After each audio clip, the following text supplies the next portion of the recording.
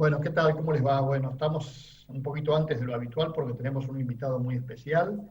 Se trata de Paul-Émile Dupré, asesor del Parlamento Europeo, que nos está viendo y escuchando. ¿Desde dónde, Paul-Émile? Buenas noches.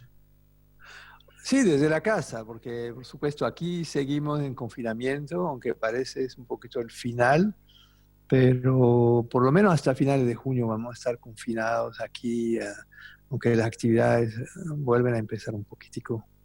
¿Y en qué lugar Entonces, exactamente de Europa estás? estoy en Bruselas, no estoy tan lejos del Parlamento Europeo, pero el Parlamento Europeo está cerrado. Y entonces la actividad del Parlamento, inclusive el pleno del Parlamento Europeo, se hace en teletrabajo. Los diputados votan a distancia, etcétera, lo que hace que también la actividad legislativa se ha reducido mucho a lo esencial para enfrentar la crisis, etcétera. Pero hoy está funcionando el Parlamento Europeo.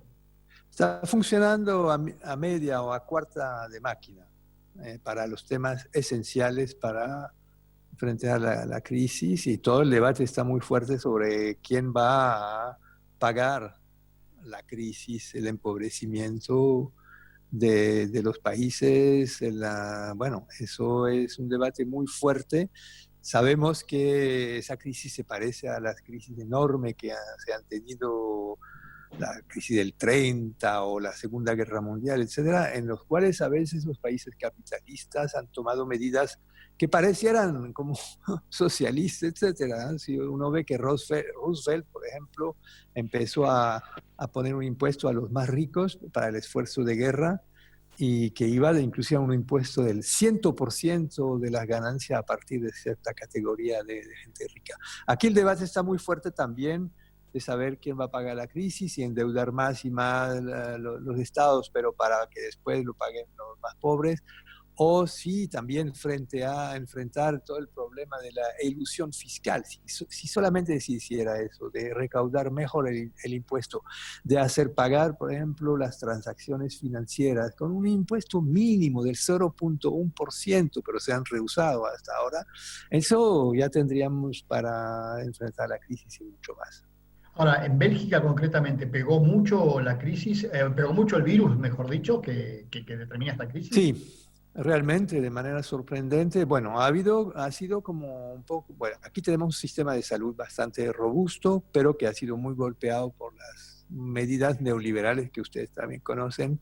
A Y ver, eso pero ese sistema de salud es del Estado, es estatal, de los gobiernos.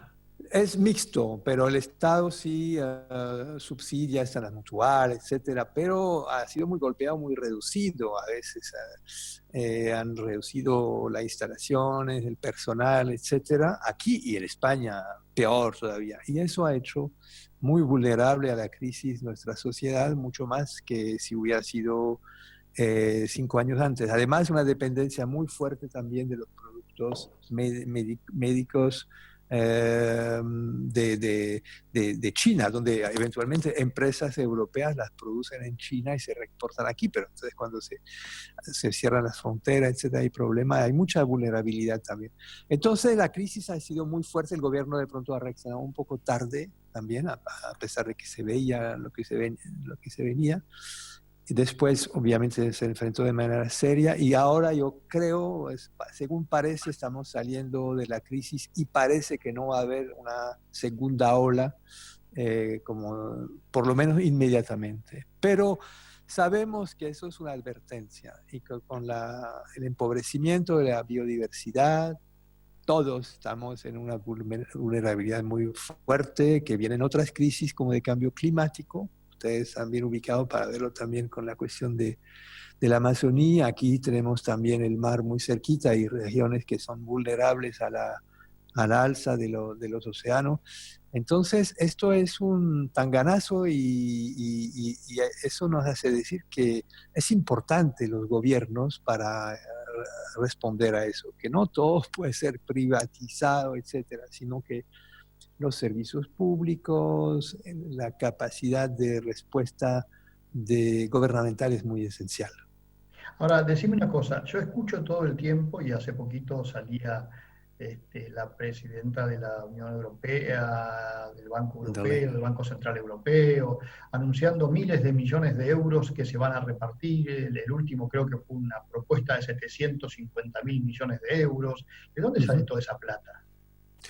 No, nosotros pensamos que habría que sacar más plata, realmente. Hay necesidad inmediata, muy, muy fuerte. Pensamos que se debería eh, por lo menos gastar 5 veces eso. Hay una capacidad muy fuerte. Te digo, bueno, aquí lo que se hace funcionar el Banco Central Europeo y después obviamente hay que ver quién va a pagar eso para restablecer, digamos, un equilibrio monetario, etcétera. Pero hay sectores, como decía, sectores que no pagan impuestos. Todo lo que son las Google, todas esas empresas, un debate fuerte aquí y también las transacciones. Todo lo que especulan no pagan impuestos sobre los movimientos cambiarios o las órdenes de...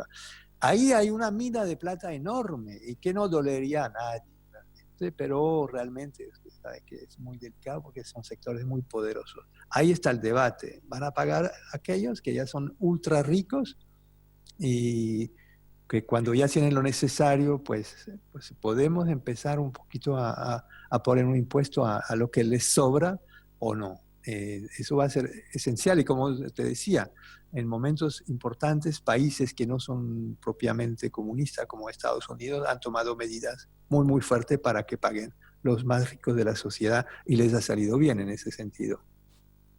Decime una cosa, cosa que se ve es como que la Unión Europea, cuando llegó el momento peor de la crisis por el coronavirus, se cerró cada país en su frontera y se acabó la Unión. ¿Se Sí, sintió algo de efectivamente. eso? Es contradictorio, porque al mismo tiempo no funcionó, hubo reflejos nacionalistas, digamos, de que yo no dejo pasar tales productos, las máscaras, etcétera, a otro país de la Unión Europea o a países que son muy cercanos a nivel económico, etcétera. Pero ahí entonces después, en un segundo tiempo, pues la Comisión Europea ha digamos, recordado a todo el mundo las reglas que existen y que tienen que funcionar en todos los sentidos, porque son reglas, entonces, de que realmente hay una libertad de circulación de los productos y tal. Entonces, al mismo tiempo, la Unión Europea ha sido débil en su respuesta, los estados, los gobiernos han sido como más presentes, pero para recordar de que hay un juego colectivo, la Comisión Europea ha tenido su importancia. Ojalá siga así con esa importancia, pero que la Unión Europea se acuerde más de los ciudadanos y de las medianas y pequeñas empresas y no tanto que defienda tanto a las transnacionales europeas en su proyecto de conquistar el mundo. Por Emil, hacemos una pausa y nos metemos de lleno en el tema por el cual te convocamos, que es el rechazo del Parlamento holandés al acuerdo Unión Europea-Mercosur. Pero después de la pausa me Vale, contás en qué consiste exactamente eso.